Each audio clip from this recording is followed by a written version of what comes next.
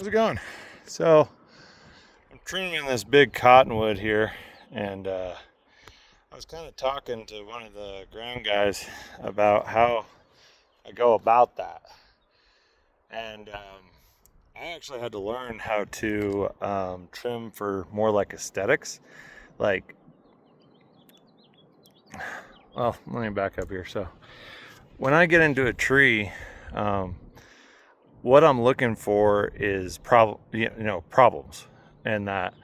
And what I'm doing is I'm going through the tree. Let's see. I think that over here might be a good example. So this had a lot of like little sucker growth.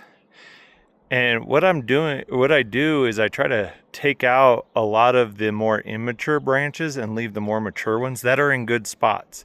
And what I mean by a good spot is it isn't competing with anything else in its area.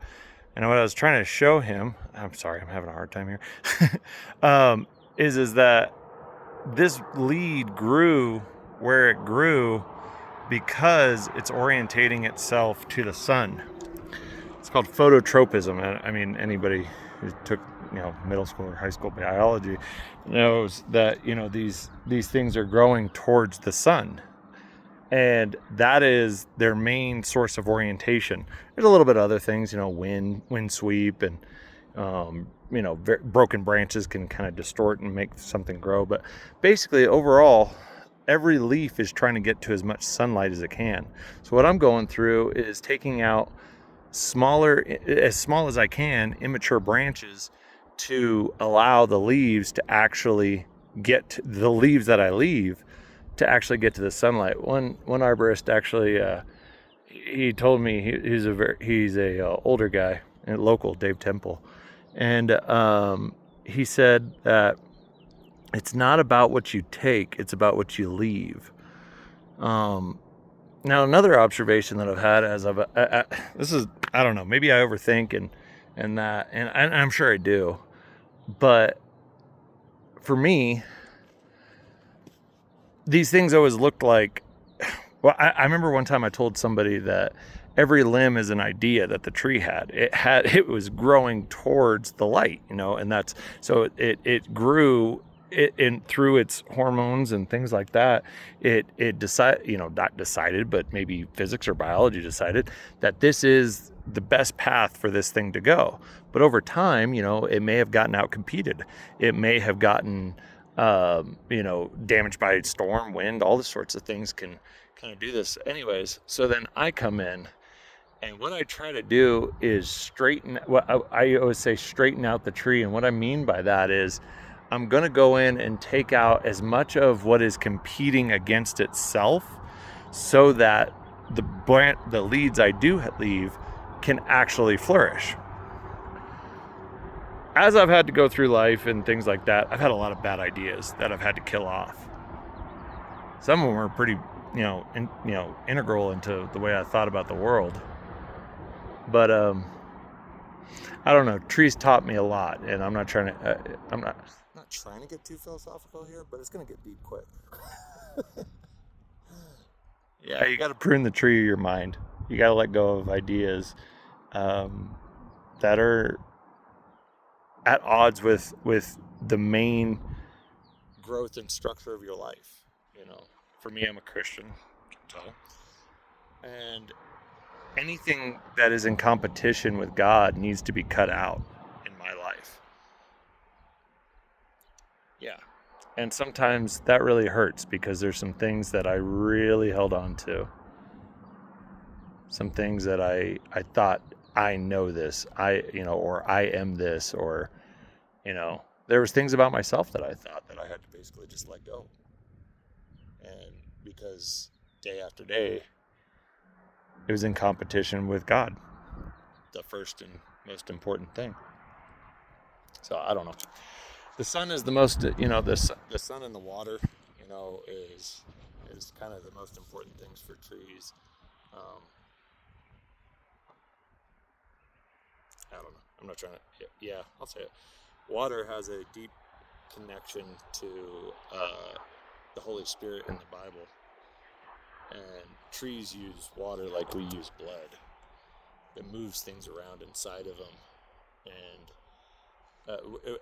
nutrients and minerals that it absorbs through the soil, that it carries those up, and it builds itself by snatching carbon like directly out of the air, and through photosynthesis and